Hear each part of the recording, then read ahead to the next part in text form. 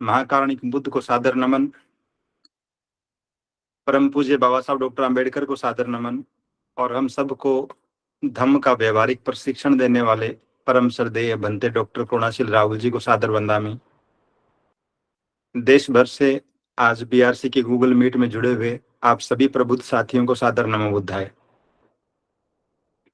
जैसा कि योगेश जी ने जिक्र किया कि चूंकि श्रद्धेय बनते जी के कुशल नेतृत्व में, उनके सानिध्य में संकल्प भूमि वडोदरा पर धम्म भूमि द्वारा आयोजित 10 दिवसीय ऐतिहासिक एक शिविर जो है सामनेरी शिविर का आयोजन हो रहा है और आज उसका तीसरा दिन है। इस विषय पर हम बात इसलिए नहीं कर रहे हैं क्योंकि कल जो गतिविधियां हुई इस शिविर में, आज उन्हीं गतिविधियों का एक तरह से कहें कि पुनरावृत्ति थी, लेकिन और गहनता के साथ। दो तीन छोटी छोटी चीजें मैं साझा करूं, फिर आज के विषय पर बात करेंगे। जैसे कल हम बात कर रहे थे ध्यान साधना के बारे में, तो कल चूंकि पहला दिन था जब सुबह 4 बजे उठकर सब लोग बहुत ही व्यवस्थित ढंग से ध्यान साधना का अभ्यास करने लगे, तो आज निश्चित रूप से ध्यान साधना का वो अभ्यास और गहन हुआ और सघन हुआ। ध्यान साधना में बैठने वाले सब सामणेरियां, उपासक उपासिकाएं भी इस बात के लिए पूरी तरह तैयार थे कि आज सुबह 4 बजे उठकर हमें कल की दिनचर्या का अनुसरण करना है। संभव है कल उनके लिए हर एक गतिविधि जो है वो नई रही हो, लेकिन आज सब कुछ बहुत ही व्यवस्थित ढंग से संपादित हुआ। ठीक इसी तरह से कल हम जिस चक्रमण की बात कर रहे थे, प्रातःकालीन और सायंकालीन समय, उस शिविर के परिसर के पार्क में सारे के सारे सामणेर और सामणेरिया जो हैं वो बहुत ही सदैव कदमों से, जैसे आप पुलिस की परेड देखते हैं गणतंत्र दिवस या स्वतंत्रता दिवस समारोह में, ठीक उसी तरह से बहुत ही सदैव कदमों के साथ सब चक्रमण कर रहे थे। लेकिन आज श्रद्धेय बनते जी ने उस चारिका का, उस चक्रमण का और ज्यादा विस्तार करते हुए उनके कदमों की गति को इतना संयमित, इतना संतुलित और इतना स्लो कर दिया, जिस तरह से हम स्लो मोशन में कोई वीडियो देखते हैं, तो उस तरह से सब लोग चलने का अभ्यास कर रहे थे। और संभव है कि कल इन दोनों ही गतिविधियों का और गहराई के साथ और गहनता के साथ अभ्यास करवाया जाए। बाकी भोजन की जो व्यवस्था है या फिर श्रद्धेय बनते जी द्वारा अलग अलग सत्रों में जिस तरह की टीचिंग्स उन्हें दी जानी है, वो सिलसिला तो अनवरत चल ही रहा है और अब भी 8 से 9 बजे तक वहां श्रद्धेय बनते जी की देशना चल रही है। आगे भी कुछ नई जानकारी इस शिविर से जुड़ी होगी तो मैं आप सबसे जरूर साझा करूंगा। अन्यथा धम्म कारवां के चैनल पर दिन भर लाइव के वीडियोज या अलग अलग शॉर्ट्स जो है वो अपलोड होते रहे हैं, तो आप सभी से निवेदन मैं करूंगा कि धम्म कारवां जो धम्म भूमि का ऑफिशियल यूट्यूब चैनल है, आप इस मीटिंग के बाद एक बार जरूर विजिट करें,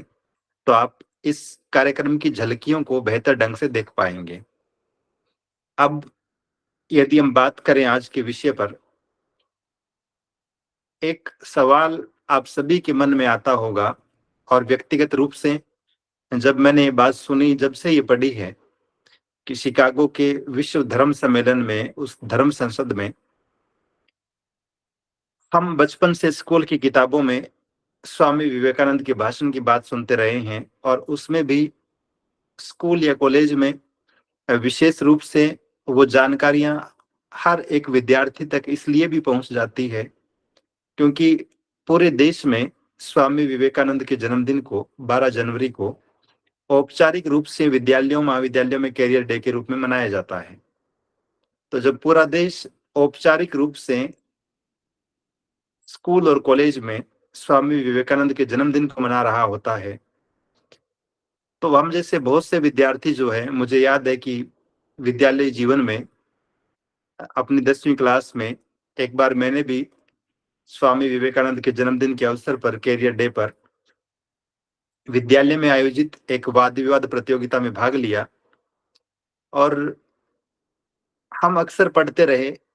उस भाषण में स्वामी विवेकानंद ने क्या कहा था, ये तो हमने कभी नहीं पढ़ा, लेकिन उनके एक संबोधन की कि उन्होंने जैसे ही कहा भाइयों और बहनों, पूरा पंडाल तालियों से गूंज उठा। इस बात की चर्चा अक्सर पढ़ते रहे हैं। स्वामी विवेकानंद की स्पीच का कंटेंट क्या था, न वो स्पीच कभी पढ़ने को मिला, न इस कैरियर डे के अतिरिक्त और किसी अवसर पर उस स्पीच के बारे में मैंने पढ़ा या सुना। ये जरूर है कि बाद में स्वामी विवेकानंद समग्र साहित्य के 10 के 10 वॉल्यूम जब मैंने पढ़े, तो उनके बारे में मेरी धारणाएं बहुत सी चेंज हुई कि वो भी जब देश से बाहर जाते थे तो हमेशा महाकारुणिक बुद्ध को सबसे ऊपर रखते रहे, उनके बारे में बातें करते रहे, लेकिन देश में आकर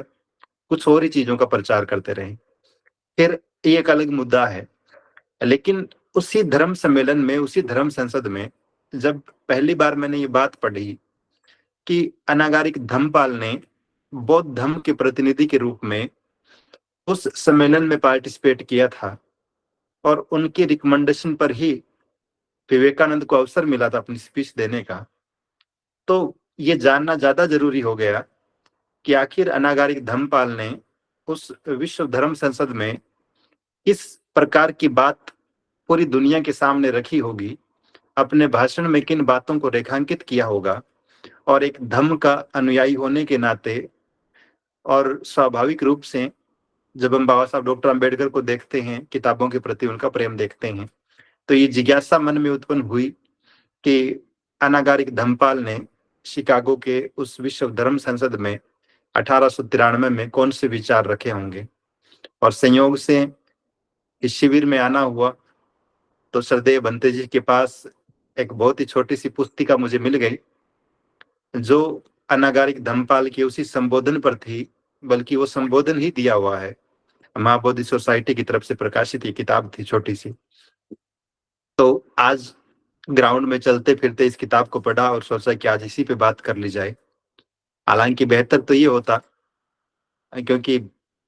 मैं अपने व्यक्तिगत अनुभव से ये बात कह रहा हूँ कि इस गूगल मीट में जुड़े हुए बहुत ही कम साथियों ने, कोई बिहार से जुड़े हुए साथी ने, हो सकता है कि वहाँ चूंकि महाबोधि सोसाइटी के कार्यों का साहित्यिक प्रचार प्रसार हो सकता है, तो किसी बंधु ने, किसी बहन ने किताब पढ़ ली हो, लेकिन बहुत ही कम लोगों ने निश्चित रूप से अनागारिक धम्मपाल के उस भाषण को पढ़ा होगा। एक दिन मैं गूगल पे भी सर्च करता रहा काफी देर तक, लेकिन वहां पर भी पूरा का पूरा स्पीच नहीं मिल पाया। तो बेहतर तो ये है कि पूरा का पूरा स्पीच हम सब लोग पढ़ें, ताकि हमारी समझ बेहतर हो धम्म के बारे में। हम बहुत ही गर्व के साथ इस बात को जान सके कि आज से सैकड़ों वर्ष पहले हमारे एक पूर्वज ने धम्म में निष्ठा रखने वाले, धम्म प्रचार का भारत में एक तरह से पुनर्जागरण करने वाले महान उपासक, महान धम्म सेवक अनागारिक धम्मपाल ने किस तरह की बातें उस सम्मेलन में रखी थी। फिर भी सार रूप में इसके कंटेंट पर, इसके महत्वपूर्ण चीजों पर मैं बात कर रहा हूँ, लाइन टू लाइन में नहीं पढ़ रहा हूँ। अपने भाषण के पहले अंश में अनागारिक धम्मपाल बात करते हैं। भाषण का टाइटल था कि पूरी दुनिया महाकारुणिक बुद्ध की ऋणी है, या फिर पूरी दुनिया पर महाकारुणिक बुद्ध ने क्या उपकार किया है, उनकी देन क्या है। तो इस विषय पर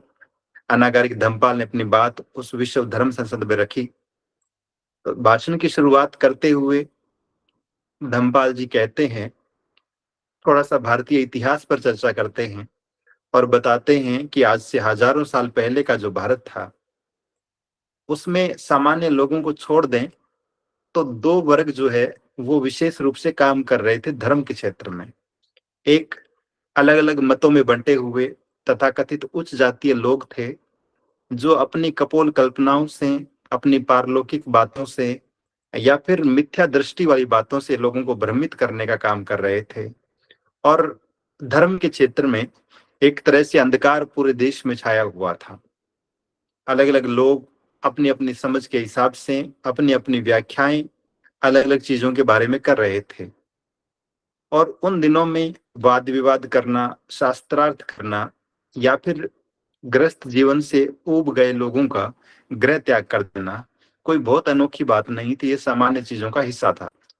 लेकिन अनागारिक धम्मपाल कहते हैं, और वो एडविन अर्नोल्ड की द लाइट ऑफ एशिया किताब का रेफरेंस देते हुए कहते हैं कि फिर उस पतन के दौर में जब नैतिकता एक तरह से गायब हो रही थी, लोगों के दिमाग पर अंधकार छा रहा था, उस अंधकार के दौर में महाकारुणिक बुद्ध आए। अर्नोल्ड ने लिखा अपनी किताब में कि संसार के रक्षक, यद्यपि ये किताब इंग्लिश में है, कि संसार के रक्षक राजकुमार सिद्धार्थ धरती पर आए और सबकी ओर से प्रतिष्ठित, बुद्धि में सबसे श्रेष्ठ, सबसे अच्छे, सबसे दयालु, निब्बान और विधान के शिक्षक तथागत धरती पर आए। तो इस बात का हवाला देते हुए अनागारिक धम्मपाल अपनी बात का विस्तार करते फिर कहते हैं कि जैसे ही पाश्चात्य लोगों का, पश्चिमी विचारकों का भारत में आना हुआ और इन लोगों ने जब 1884 में पहली बार, बल्कि उससे पहले 1837 में जेम्स प्रिंसेप ने जब पहली बार सम्राट अशोक के शिलालेखों को पढ़ा, तो पूरी दुनिया के सामने एक नया विचार उत्पन्न हुआ, एक नए युग का उदय हुआ। और उसके बाद में पाश्चात्य जितने भी विद्वान थे, उनका ध्यान गया इस बात की ओर, महाकारुणिक बुद्ध की ओर, बुद्धिज्म की ओर, धम्म की ओर, धम्म की शिक्षाओं की ओर। और उसके बाद तो अनेक ऐसे वेस्टर्न राइटर्स थे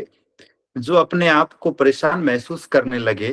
कि आज तक हम बुद्धिज्म के बारे में, बुद्धा के बारे में, धम्म के बारे में ठीक ढंग से अध्ययन क्यों नहीं कर पाए, इस पे लिख क्यों नहीं पाए। उसके बाद पश्चिमी विचारकों में एक होड़ शुरू हुई धम्म पर काम करने की, बुद्धिज्म पर काम करने की।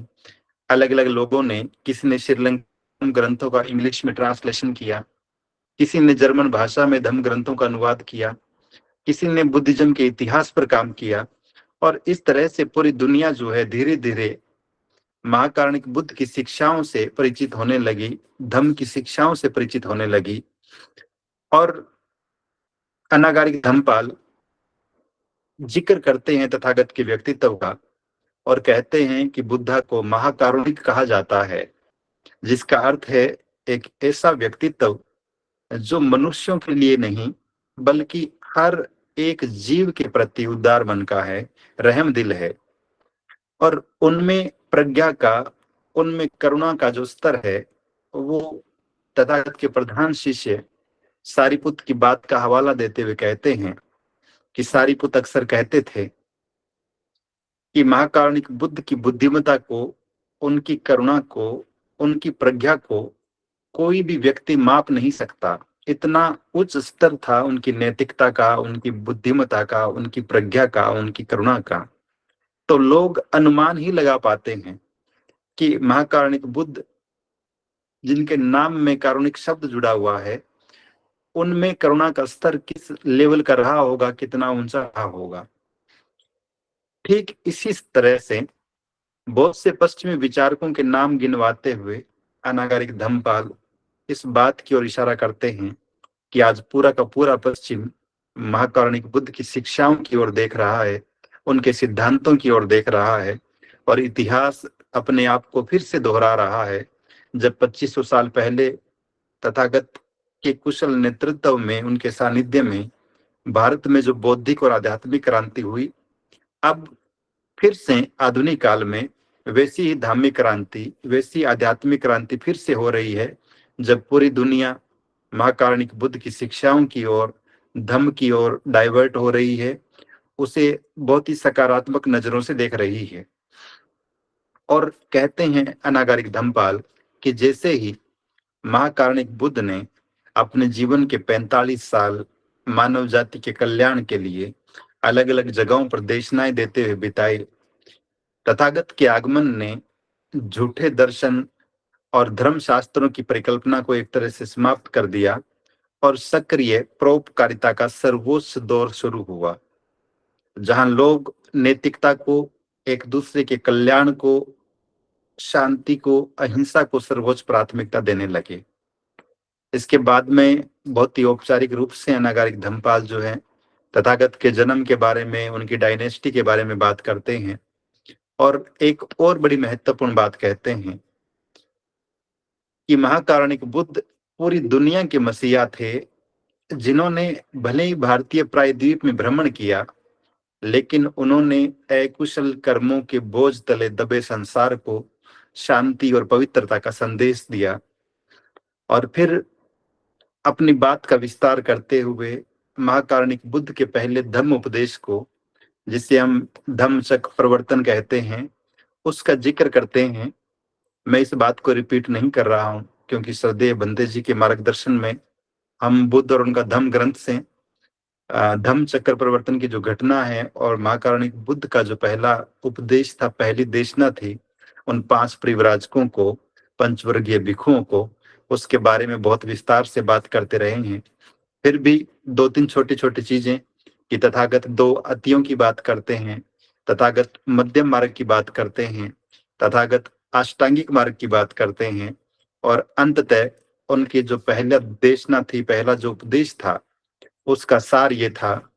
कि चित्त की पूर्ण शुद्धता के बिना हम दुनिया से बुराइयों का विनाश नहीं कर सकते। तो इस तरह से अनागारिक धम्मपाल महाकारुणिक बुद्ध के पहले उपदेश की बात करते हुए उसके बाद में कहते हैं, तथागत की शिक्षाओं का विशेषताएं बताते हुए कहते हैं कि पूरी दुनिया के जो नागरिक है, पूरी दुनिया के जो मनुष्य है, उनके बीच भाईचारे की भावना के विस्तार करने की दिशा में तथागत ने निश्चित रूप से बहुत सराहनीय काम किया। और प्रेम की भावना, कल्याण की भावना, मैत्री की भावना भी किस स्तर की, जिस तरह से एक माँ अपने बच्चे से प्रेम करती है, अपने बच्चे से स्नेह करते हैं, महाकारुणिक बुद्ध ने उसी तरह की करुणा, उसी तरह की मैत्री, उसी तरह का स्नेह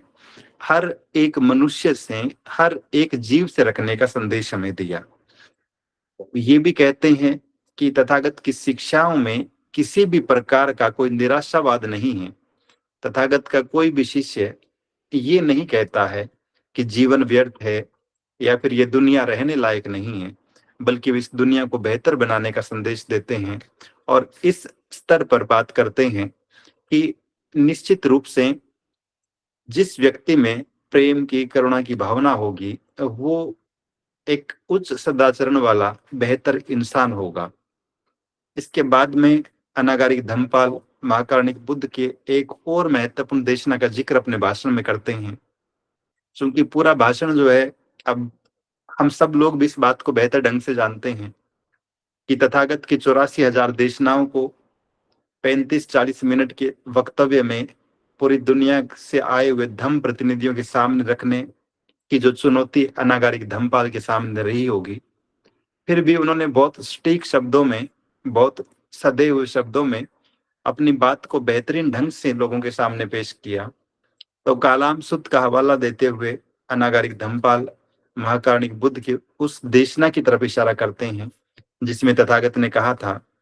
कि किसी बात को इसलिए मत मानो कि वो सदियों से या परंपरा से चली आ रही है। तो ये भी अपने आप में बड़ा महत्वपूर्ण सूत्र था, बड़ा महत्वपूर्ण सूत्र था। इस बात में मैं थोड़ा सा स्पष्टीकरण ये जरूर जोड़ना चाहूंगा,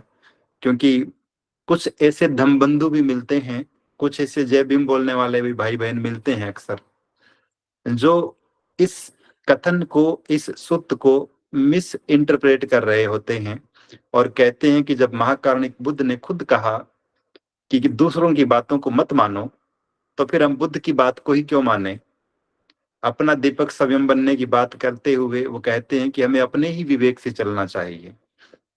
और यहाँ हम एक बहुत बड़े भ्रम के शिकार हो रहे होते हैं, बल्कि मूल रूप में महाकारुणिक बुद्ध ने जो बात कही उसके विपरीत बात कर रहे होते हैं। तथागत ने खुद की बात मानने या न मानने का जिक्र तो इस सूत्र में किया नहीं है कहीं पर भी, लेकिन जो सार्वभौमिक रूप से जो महत्वपूर्ण सिद्धांत था वो ये था कि जो बात सब लोगों के कल्याण की हो, जिससे सबका हित होता हो, उस चीज का, उस सिद्धांत का, उस परंपरा का अनुसरण हमें करना चाहिए। तो ऐसा नहीं है कि हर एक व्यक्ति अपने आप ही ज्ञान की तलाश में निकल जाए, हर एक व्यक्ति संबोधि प्राप्त करे और फिर जो ज्ञान अर्जित करे उसके हिसाब से आचरण करना शुरू करें। इसकी बजाय तथागत उन सिद्धांतों, उन परंपराओं, उन शिक्षाओं को मानने की बात करते हैं जो जन कल्याण की हो, जिससे सबका हित सदता हो, जो सबके कल्याण का काम करती हो। तो अनागारिक धम्मपाल भी कालाम सुत्त का हवाला देते हुए इस बात को बेहतर ढंग से रेखांकित करते हैं कि महाकारुणिक बुद्ध ने किसी भी परंपरा के अंधानुकरण से बचने की शिक्षा अपने उपासक उपासिकाओं को दी। भाषण की अगली कड़ी में धम्मपाल जी बात करते हैं कि महाकारुणिक बुद्ध की शिक्षाओं में, उनके धम्म में नैतिकता कितनी उच्च स्तर की है। और यहाँ वो जिक्र करते हैं पंचशील का। इस बिंदु की भी बहुत ज्यादा व्याख्या करने की बात मेरे ख्याल से नहीं है, क्योंकि हम सब अक्सर पंचशील का पाठ करते हैं या संगायन करते हैं, और वो 5 बातें जो प्राणी हिंसा न करने की सीख देती है, चोरी न करने की सीख देती है, व्यभिचार न करने की सीख देती है, झूठ न बोलने की सीख देती है, और किसी भी प्रकार के मादक पदार्थ का सेवन न करने की सीख देती है। तो नैतिकता के इस स्तर पर तथागत ने अपने शिष्यों को, अपने उपासक उपासिकाओं को, अपने भिक्षुओं भिक्षुणियों को प्रशिक्षित किया। इस बात को भी अनागारिक धम्मपाल लोगों के सामने बहुत ही संजीदगी से पेश करते हैं। इसके बाद वो ये भी कहते हैं कि यदि कोई व्यक्ति नैतिकता के उच्चतम स्तर को प्राप्त करना चाहे, जैसे पंचशील की जब हम बात करते हैं तो सामान्य सा इसका निहितार्थ ये रहता है कि ये ग्रस्त लोगों के लिए उपदेश है। तो जो ग्रस्त व्यक्ति अपने जीवन को सुंदर बनाना चाहते हैं, सदाचारी बनाना चाहते हैं, उनके लिए तो बेहतर है कि वे पंचशील का पालन करें। लेकिन कोई व्यक्ति, कोई महिला या पुरुष ये चाहे कि मुझे इससे भी उच्चतम स्तर पर अपने जीवन को लेकर जाना है, क्योंकि ग्रस्त लोग हो सकता है कि कभी पंचशील का पालन करने से चूक जाए, फिर से अभ्यास करते हैं, फिर कोई शील टूटता है, फिर से अभ्यास करते हैं। लेकिन जो व्यक्ति अपने जीवन को उच्चतम स्तर पर ले जाना चाहते हैं,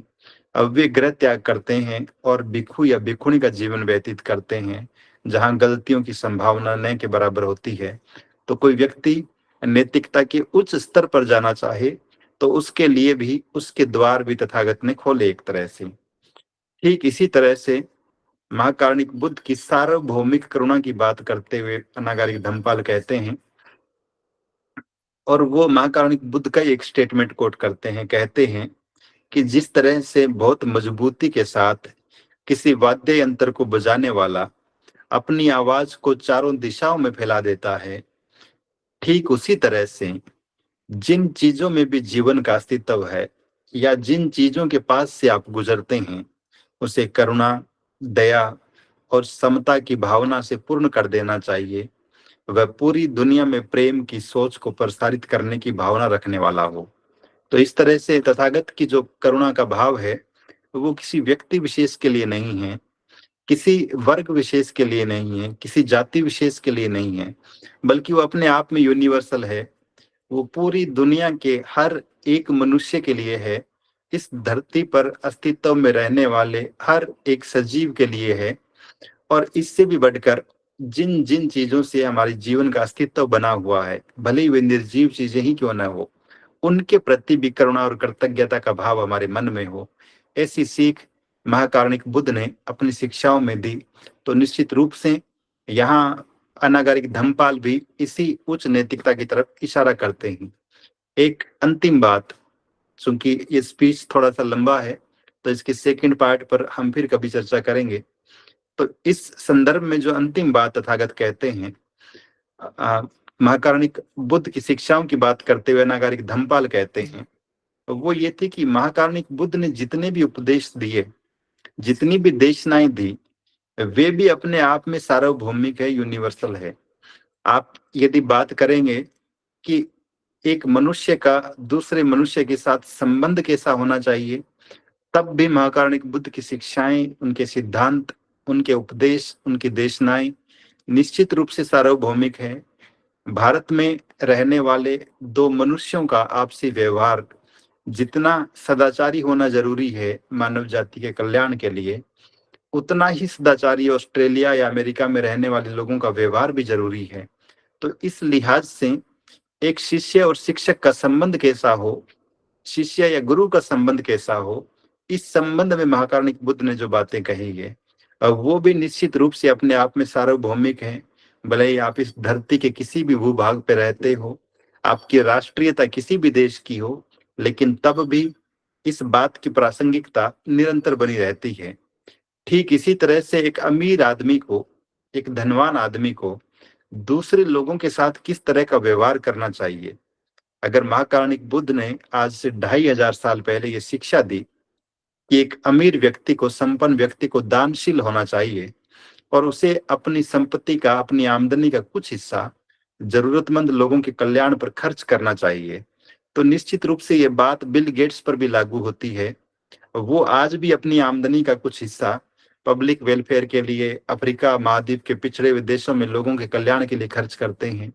ये बात चीन के किसी बिजनेसमैन पर भी लागू होती है, ये बात अमेरिका के एलोन मस्क पर भी लागू होती है, और ये बात भारत के मुकेश अंबानी या रतन टाटा पर भी लागू होती है।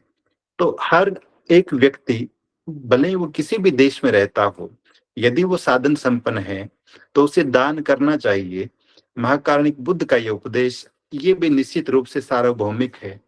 ठीक इसी तरह से बुद्ध और उनका धम्म ग्रंथ में हम पढ़ते हैं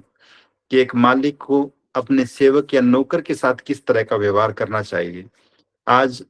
हम किसानों और मजदूरों की जब भी बात करते हैं, मार्क्सवाद की बात करते हैं, पूंजीपति और मजदूर वर्ग की बात करते हैं और उनके बीच के जो संघर्ष देखते हैं,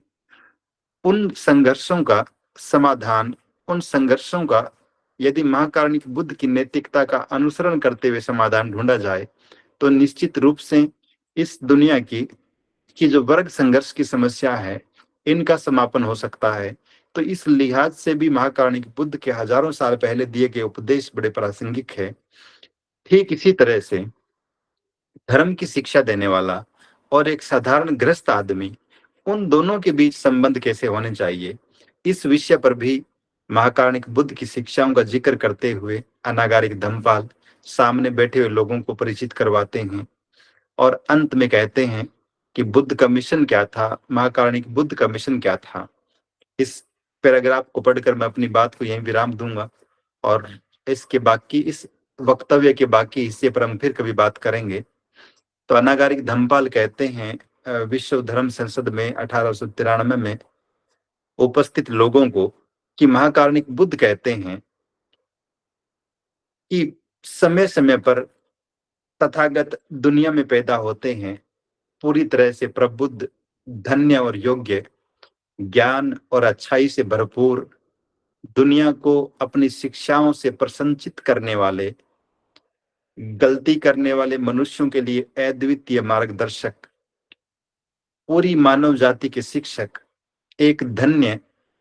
पुरुष। वो स्वयं पूरी तरह से समझते हैं, देखते हैं, मानो सब कुछ उनके सामने घटित हो रहा हो। इस ब्रह्मांड सभी धार्मिक शिक्षकों और मनुष्यों को और फिर अपना ज्ञान, अपना धम्म दूसरों को बताते हैं। वे सत्य को अपने शब्द और भाव दोनों में घोषित करते हैं, जो अपने मूल में सबको प्रिय होता है, प्रेमपूर्ण होता है, प्रगति करने वाला होता है, उच्च जीवन की घोषणा करता है और उसकी संपूर्ण शुद्धता और समस्त परिपूर्णता निहित रहती है। तो अनागारिक धम्मपाल के विश्व धर्म संसद में 1893 में शिकागो में दिए गए भाषण के लगभग आधे हिस्से पे मैंने बात की है। शेष बचे हुए आधे हिस्से पर हम फिर बात करेंगे, जिसमें अनागारिक धम्मपाल बुद्धिज्म की कुछ और विशेषताओं, उसकी अच्छाइयों और उसकी प्रासंगिकता के विषय पर बात करते हैं। और महत्वपूर्ण बात यह भी है कि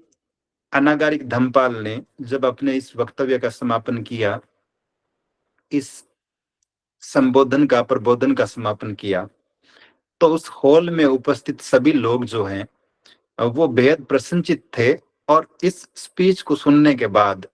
अमेरिका से बहुत से लोग आए भारत में धम्म को पढ़ने के लिए, धम्म को समझने के लिए, धम्म के बारे में अपना ज्ञान परिष्कृत करने के लिए और भारतीय बौद्ध साहित्य को अनुवादित करके और अमेरिका में प्रचारित करने के लिए।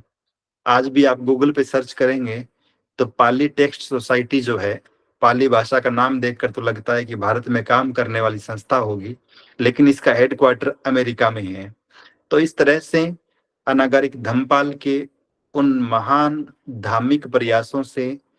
उन्होंने अपनी विद्वता से, अपने सम्यक प्रयत्नों से न केवल भारत में बौद्ध धर्म के पुनरुद्धार का काम किया,